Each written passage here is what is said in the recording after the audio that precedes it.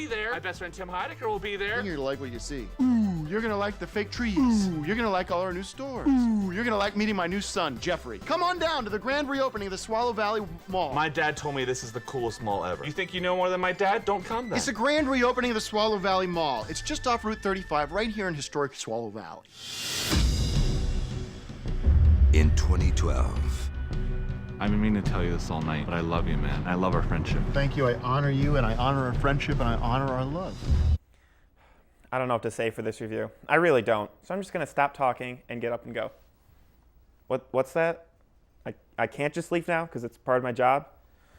I guess I'll just suffer through it. And I hate my job. So, Tim and Eric's Billion Dollar Movie. It's a movie unlike any others. So it's kind of hard to come up with a synopsis for it. Basically, after losing $1 billion in a failed movie, Tim and Eric decide to purchase and operate a mall to recoup their losses. And that's about it. But this movie makes it work. Why? Because it's Tim and Eric. For those of you who aren't familiar with this comedy duo, this movie is kind of jarring. Even as a huge fan of their work, it's hard to describe their style in a way that makes it sound more than just weird faces, jokes that go on for too long, and more weird faces. Their show, Tim and Eric Awesome Show, Great Job, is exactly like this movie because it is for an extremely selective audience. I'd be very surprised if you just stumbled into this movie with no prior knowledge of Tim and Eric and walked out with a real grasp of what you just saw. But that's the beauty of it. Tim and Eric know their audience perfectly throughout the story. The zany antics that they get into in Billion Dollar Movie start out ridiculous, and the ridiculousness is maintained at an almost overwhelming level. Highlights include an attempt to catch a wolf by John C. Reilly, dressed in pizza, and, I'm just going to stop there. As I'm saying these words, I can hear myself sounding like a crazy person. So, frankly, I'm just going to stop. If you're a fan of Tim and Eric's previous work, then this movie is definitely worth the price of admission. It will be everything you want it to be, and more.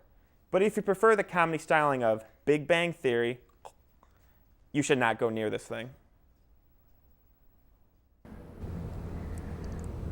Right. Yeah. This was good Yes. to you? Yes. I enjoyed it. Good, worth seeing. Yeah, I would see it again. And I tell you I'd see it again. I would I'm telling you right now. take the film canister and then just can't say out loud what I would do to it.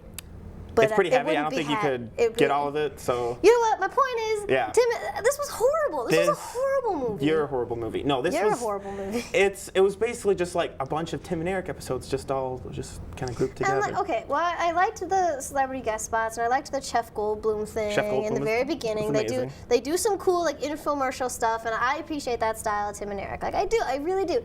But when you have, I can't even say what they do in the movie because you can say it.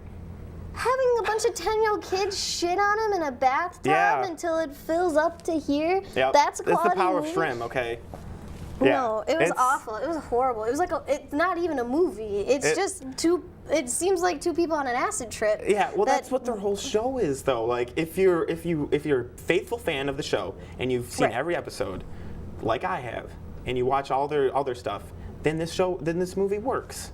It works for that specific of an audience, I guess. And I think they know truthfully, I think they know that this is not going to be a success, and that's why it's already on Xfinity. Oh, yeah. It's on Xfinity right now. You could go see it because they know that their target audience, their niche audience, they're going to stay home. They're going to stay home and watch it rather than go. But I mean, even people that I know have actually seen it on Xfinity and are big Tim and Eric fans were a little bit disappointed by it because I think it's one of those situations where it works out for a TV show when you can kind of have it, and when you know when you put on Adult Swim, you already know what you're going into. You know what I mean? Mm-hmm. But then it does not work in a film setting. I don't think it works as an hour and a half long thing. I really don't think it's worth anybody's money. But when you're going into a Tim and Eric movie, you should know what you're expecting. You should not be like, oh, where's the plot? Why isn't this making sense? You shouldn't be like that. But I guess as a critic who was going in not knowing. Yeah, I mean, for general audience, it's probably not worth the price of admission at all. But I mean, if you're a Tim and Eric fan,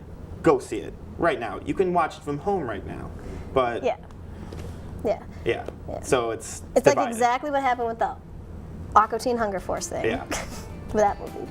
Yeah. So yeah, no, don't see it unless you're a Tim and Eric fan. Or very mature.